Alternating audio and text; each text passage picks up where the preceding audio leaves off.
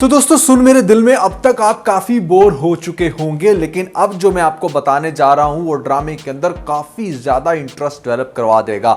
ड्रामे की last episode को डिस्कस करेंगे और साथ में ये भी कि भैया अब सद्दफ क्या करने वाली है। सद्दफ का एक बिल्कुल नया रूप है और यहां पर अमार के साथ भी कुछ इंटरेस्टिंग होगा। ड्रामे के एंड पर जाकर एक बड़ी इंटरेस्टिंग चीज देखने को मिलेगी। तो भैया क्या होगा इस ड्रामे का एंड, सुन मेरे दिल जिसका नाम है, इन सभी क्वेश्चंस के आंसर मैं आज के स्टूडियो में देने वाला हूं। लेकिन उससे पहले अगर आप लोगों ने पीके लग्जरी वेबसाइट को विजिट नहीं किया, जहां पर दुनिया के बेहतरीन लग्जरी डेकोर आपको मिलते हैं वो भी 50% ऑफ पे, तो नीचे डिस्क्रिप्शन में और पिन कमेंट में आपको लिंक मिल जाएगा।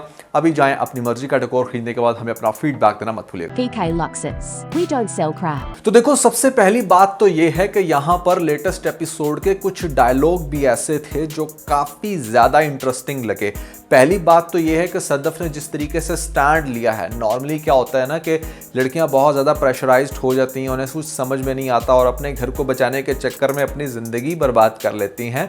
तो घर को बचाना बड़ा ज़रूरी है, बट आपने साथ में ये भी देखना है कि भैया आप जो कुछ कर रहे हो उससे आपको खुद को कितनी खुशी मिल रही है। अगर आपको नज़र आ रहा है कि आपका हस्बैंड आपकी आंखों के सामने अपनी महबूबा के पास जा रहा है, उसको टाइम दे रहा है, आपको जलाने की कोशिश कर रहा है, तो there is no mean to live with him. आपको दिखाया गया कि सद्दफ को जिस तरीके से सबसे पहले वो वापस आती है, ना सिर्फ यहाँ पर हमारे बिलाल के साथ अच्छे से प्रेजेंट करती है अपने आप को, बल्कि ऑफिस को फिर से ज्वाइन भी कर लेती है। अब बहुत सारे लोग मुझसे ये पूछ रहे थे कि भैया इसने तो इस्तीफा दे दिया था, अब ये ऑफिस में क्या करने आई है। तो ऑफिस में ये करने आई है कि आपने ये टेक्स्ट मैसेज शायद गौर से नहीं देखा, जहां पर सद्दफ को बिलाल का मैसेज आता है। वो कहता है कि मैंने एक नई सद्दफ को देखा ना, आई बिलीव कि सद्दफ जो है ना वो अब बिल्कुल चेंज हो जाएगी और एक अच्छे से डिफरेंट रूप देखने को मिलेगा। तो एक उसको होप ऑलरेडी मिल जाती है। फिर वो ऑफिस में जाती है और फ़ौरन से उस लाहौर वाले प्रोजेक्ट को जिस टाइम ये एक्सेप्ट करेगी, तो मतलब वो लाहौर वाला प्रोजेक्ट कम है, बिलाल और सद्दफ का पर्सनल प्रोजेक्ट ज़्यादा है। तो सोच लें फिर क्या होगा। इंटरेस्टिंग बात यह है कि अमार ये सोच रहा था कि भैया मैं ऐसे में दूसरी शादी कर लूँगा इस मनहूस मारी के साथ जिसका नाम है दानिया, और पहली शादी मेरी रहेगी सद्दफ के साथ, और एक टाइम पे दोनों औरतों को साथ में लेकर चलूँगा, दोनों को मज़े लूँगा। और सद्दफ जो है ना बेचारी बैठकर चिकना चूर हो जाएगी, उसे कुछ समझ नहीं आएगी कि वो क्या कर रही है, या मतलब उसे ज़्यादा टेंशन मिलेगी ना, इस तरीके से वो उसके पीछे ज़्यादा भागेगी। बट सद्दफ तो नई गेम खेल रही है। सद्दफ क्या करेगी कि नेक्स्ट एपिसोड के अंदर एक तो वो उस प्रोजेक्ट को ज्वाइन कर लेगी, और दूसरी बात यह है कि यहाँ पर अमार के पास इस्तीफा था सद्दफ का, उसको लग रहा होगा कि शायद उसका लास्ट वर्किंग डेज है, उसके बाद उसने ऑफिस को छोड़ देना है। सद्दफ का लाहौर के प्रोजेक्ट को ज्वाइन करना और ये खबर अमार के पास जाना, और अमार को फिर मिर्चें लगेंगी। वो आएगा सद्दफ के पास ये पूछने कि वो क्या कर रही है, तो वो उससे आगे से पूछेगी कि तुम क्या कर रहे हो और तुम मेरे सामने आए क्यों। ये फिर से उसके ऊपर हाथ उठाने की कोशिश करेगा। ये अब हाथ उठाएगा तो वो ईंट उठाएगी, जो कि ज़्यादा इंटरेस्टिंग सीन लगा हमें टीजर के अंदर। आपको दिखाया जाएगा कि सद्दफ इसके शोल्डर पे हेड रख के बड़ा मासूमियत से इसको ये कहेगी कि हाय कितना मज़ा आता है ना कि मतलब आप बाहों में किसी और के हो और दिल में किसी और के। बिलाल अब्दुल्ला का नाम लेकर वो अब इसको टीज करने लगेगी, और डेफिनेटली ये चीज़ अमार को बहुत ही ज़्यादा तकलीफ देगी, क्योंकि अमार ना एक अलग ही जोम में था कि मतलब उसने शादी कर ली तो शायद उसने सद्दफ को ख़रीद ही लिया है। बट सद्दफ उसको अब अच्छा खासा नचाएगी, उसको बताएगी कि उसकी वर्थ क्या है। और अगर वो डाइवोर्स नहीं भी देता ना, तो इंटरेस्टिंग बात यह है कि सद्दफ को भी कोई फ़र्क नहीं पड़ेगा इससे कि वो डाइवोर्स दे रहा है या नहीं दे रहा। उसको सिर्फ ये पता है कि मेरी अब अपनी एक ज़िंदगी है और मैंने उसको अपने तरीके से जीना है। इसीलिए तो लेटेस्ट एपिसोड में भी जब माँ बड़ी टिपिकल बात करती है कि तुम्हें डाइवोर्स हो जाएगी या व्हाटएवर, तो आगे से वो कहेगी कि डाइवोर्स क्या होती है। अगर डाइवोर्स ये है कि मैं उससे हमेशा के लिए अलग हो जाऊंगी, तो वो मैं ऑलरेडी हो चुकी हूँ, मेरी डाइवोर्स हो चुकी है। तो इस पॉइंट पे तो नो डाउट थोड़ा सा इंटरेस्टिंग राइटिंग की है खलील ने, और यहाँ पर अब सद्दफ के कैरेक्टर को जैसा वो दिखा रहा है वैसा उसको प्रोसीड भी करता है तो मज़ा आएगा। और उसी के अंदर अगर उसको सही वाली मोहब्बत होती है बिलाल से और दोनों एक दूसरे के साथ बड़े अच्छे से अटैच्ड हो जाते हैं, तो ड्रामा इंटरेस्टिंग होगा, जो कि डेफिनेटली जब ये लाहौर जाएगी और वहाँ पर आपको देखने को मिलेगा। दानिया ने इसको ठीक तरह से मतलब सीधा कर दिया है। इसको लग रहा था कि मतलब जैसे मैंने सद्दफ से शादी कर ली तो दानिया भी बिल्कुल वैसी है। दानिया उसके बिल्कुल अपोजिट है। दानिया ने कहा कि भैया अगर तूने ऐसे में मेरे साथ शादी करनी है ना, तो तू उसको पहले डिवोर्स दे। जबकि दानिया खुद ये बात कर रही थी कि मैं चाहती हूँ कि उसको अच्छे से तकलीफ़ दूँ। टेक्निकली तो देखा जाए तो अगर आप उसको अच्छे से तकलीफ़ देना चाहते हो तो वो बात ठीक कर रहा था कि मैं तुम्हारे साथ शादी करके तुम्हारे साथ टाइम स्पेंड करूं, बट हाँ वो ऊपर से खेल रही है, उसे कोई फ़र्क नहीं पड़ता।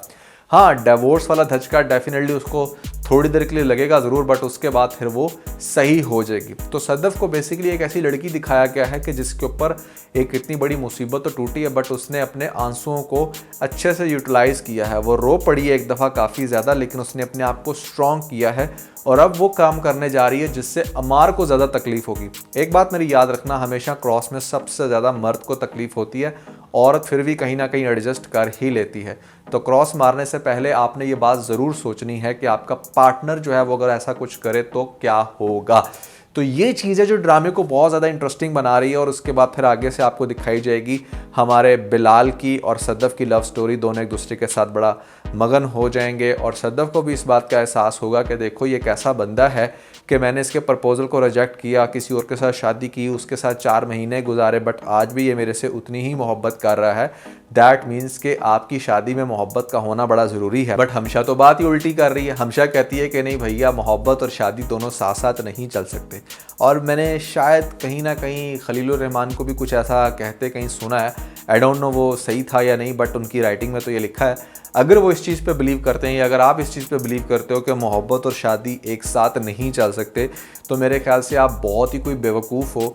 क्योंकि बहुत सारे लोग ना डेफिनेटली अपनी लाइफ को ना बिल्कुल टिपिकल बना लेते हैं, टिपिकल हस्बैंड बन जाते हैं, वाइफ को टिपिकल वाइफ बना लेते हैं और फिर वही रूटीन। और उनको लगता है कि नहीं भैया, हम अगर हस्बैंड वाइफ हैं एक दूसरे के, तो मतलब हमारे दरमियान कुछ भी रोमांटिक नहीं हो सकता, या शायद हम उन कपल्स की तरह अपनी लाइफ को एंजॉय नहीं कर सकते बिकॉज वी आर मैरिड, और मैरिड लाइफ तो कुछ ऐसी ही होती है। मेरे ख्याल से ये सबसे स्टूपिड सोच है जिसको इमीडिएटली चेंज करना चाहिए। There are tons of couples जो शादी के बाद एक्चुअली में मोहब्बत को रियलाइज़ करते हैं, और मोहब्बत ही मेरे ख्याल से एक ऐसी चीज़ है जो आपके शादी के रिलेशन को भी अच्छे से जोड़ कर रखती है।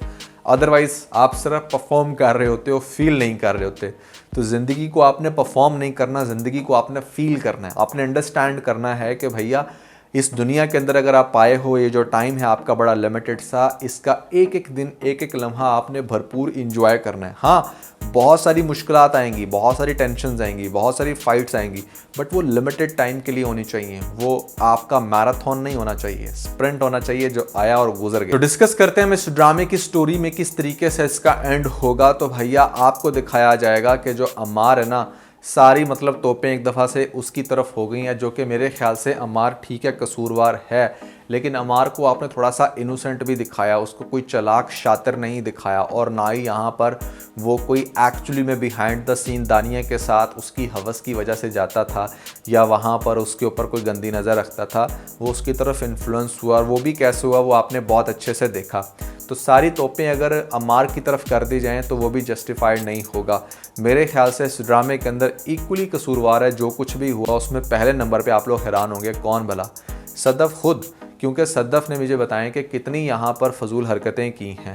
स्टार्ट में उसने कितने बुरे तरीके से रिजेक्ट किया। पहले तो फॉर नो रीज़न अमार के प्यार को रिजेक्ट किया, फिर बिलाल जिसने उसके लिए इतना कुछ किया, यहाँ पर उसके भाई को आज भी बेचारा अमेरिका लेकर गया हुआ है और उसके ट्रीटमेंट्स करवाता फिर रहा है, फाइनेंशियल कितना सपोर्ट किया, जॉब दी, हर तरह से उसके साथ नाइस रहा।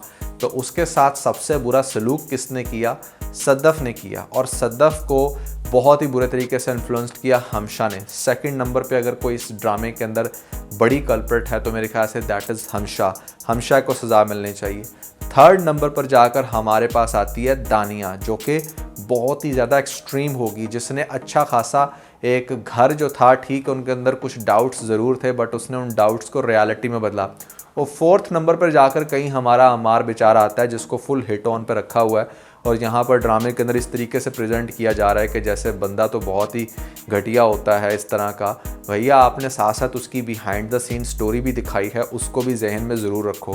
तो ये जो कीबोर्ड वॉरियर्स गर्ल्स आकर सिर्फ टारगेट कर रही हैं हमारे बेचारे अमार को, आप पूरी स्टोरी के पर्सपेक्टिव को भी अंडरस्टैंड करो और फिर सोचो कि कौन यहाँ पर ज़्यादा कसूरवार है। On the other side Bilal का जो करेक्टर है, इज़ अ परफेक्ट एग्जाम्पल कि जहाँ पर आप वन साइडेड लव करते हो बड़ा डीप लेवल का, और आपका एक बड़ा सुपर पॉजिटिव रोल दिखा दिया गया। आई बिलीव कि कुछ वेरिएशंस होती तो शायद ज़्यादा मज़ा आता। मैं पर्सनली ये कहूँगा कि भैया बिलाल का जो करेक्टर है ना, उससे ज़्यादा मुर्तसिम का करेक्टर इंटरेस्टिंग था। वो चाहे कुछ भी था, उसके अंदर एक वेरिएशंस थी, एक उतार चढ़ाव था, एक उसकी फीलिंग्स थी, जबकि हमारे बिलाल की जो फीलिंग्स हैं वो बहुत ही ज़्यादा मोनोटनस हैं। एंड अगेन एक और बात मैं कहना चाहूँगा कि लेटेस्ट एपिसोड में हमारे बिलाल को जो इतना आपने स्टेबल दिखाया कि जैसे वो एक दफ़ा फिर से नई ज़िंदगी की तरफ आ रहा है, कैसे भैया, अभी कल तक तो वो फिर से शराब शुरू कर चुका था। और एक जो ड्रंकर होता है, जो एक ऐसा इंसान जो बहुत ज़्यादा शराब पीता हो, जिसको पुरानी लत हो, वो तो जैसे आपने स्टार्ट में दिखाया हर वक्त फिर वो बॉटल लेकर घूम रहा होता है। तो अब वो सीन क्यों नहीं है? क्या इसकी शराब का सीन भी बस थोड़े से टाइम के लिए था? ये वो सारी चीज़ें जो मेरे माइंड में चल रही थी और मैं सोचा कि आप लोगों से पूछूं। बहरहाल ड्रामे के एंड भी आपको दिखाया जाएगा कि जो हमशा है वो सबके सामने सच उगलेगी, क्योंकि हमशा ने अब आगे से बहुत बुरे तरीके से पिटना है जब उसे ये नज़र आएगा कि हमारी जो सदफ है वो एक्चुअली से फिर से कैप्चर करने में कामयाब हो चुकी है बिलाल को। उसको बड़ी तरह तरह से पूछेगी कि भाई ये तुम क्या कर रही हो, तुम्हें शर्म नहीं आ रही, तुम्हें ये नहीं हो रहा, वो नहीं हो रहा। तो आगे से बड़ा कमाल का जवाब देती है सदफ कि मतलब तुम करो तो डांस, हम करें तो मुजरा। क्या बात है, सही बात है कि मतलब हमशा तुझे क्यों इतनी तकलीफ़ हो रही है, क्योंकि तू अपने मिशन में नाकाम हुई है बड़े बुरे तरीके से। कीचड़ में एक्चुअली में तू खुद फिसली है, जो तू दूसरों को कमेंट करती फिर रही है। तूने अपने उस फियांसी को बड़े बुरे तरीके से धुतकारा एंड आई थिंक जो भी तुम्हारे साथ हो रहा है यू डिज़र्व इट। और आई थिंक कि तुम्हारे साथ वही टेढ़ी नाक वाला सूट करता है जो बेचारा तुम्हारी खातर पता नहीं क्या कुछ करने लग रहा है। उसका भी करैक्टर बड़ा ही अजीब है। वैसे वो बंदा इस तरह का है कि उसने इतने नेगेटिव रोल किए हैं कि उसके ऊपर इस ड्रामे के अंदर ये kind of positive role attract नहीं कर रहा, सूट नहीं कर रहा। आप लोगों के क्या है विचार, कमेंट्स में ज़रूर बताइएगा। बट एक बात तो माननी पड़ेगी कि हमशा के साथ उगलने के बाद बिलाल और सदफ का कॉन्फिडेंस बढ़ेगा। अमार जो है वो मरने की धमकियाँ बहुत देगा, बट एंड पे बिल्कुल अकेला हो जाएगा। ना उसको मिलेगी दानिया और ना ही ऐसे में सदफ, बेचारा सब कुछ खो देगा। डिवोर्स तो वो नहीं देगा, लेकिन सदफ खुला ज़रूर लेगी, जिसके बाद यहाँ पर उनकी शादी होते हुए दिखाई जाएगी बिलाल की और सदफ की, और ड्रामे को एक हैप्पी एंड के साथ अच्छे से दिखाया जाएगा। इसके अंदर ऐसा और कुछ खास नहीं होने वाला जो आप लोगों को लग रहा है कि पता नहीं क्या होगा, क्योंकि देखो जितनी एपिसोड उसकी गुजर गई ना, अगर कुछ बहुत ही इंटरेस्टिंग कुछ खास होना हो ना तो उसकी वाइब्स अभी से आना शुरू हो जाती हैं। ऐसा कुछ है ही नहीं, तो भैया क्या दिखाएं आपको। ड्रामा पहले बोरिंग था, अब इससे अच्छा है कि जल्दी से स्टोरी को कंक्लूड करके दिखाया जाए कि भैया व्हाट्स इनसाइड। मेरे ख्याल में यही बेहतर रहेगा। आपको क्या लगता है कमेंट्स के अंदर ज़रूर बताइएगा। और ख़ास तौर पे अगर आप लोगों ने हमारा लेटेस्ट व्लॉग नहीं देखा तो ऊपर आपको लिंक मिल जाएगा, जल्दी से लिंक पर क्लिक करके वीडियो देख के अपना फीडबैक हमें ज़रूर दीजिएगा।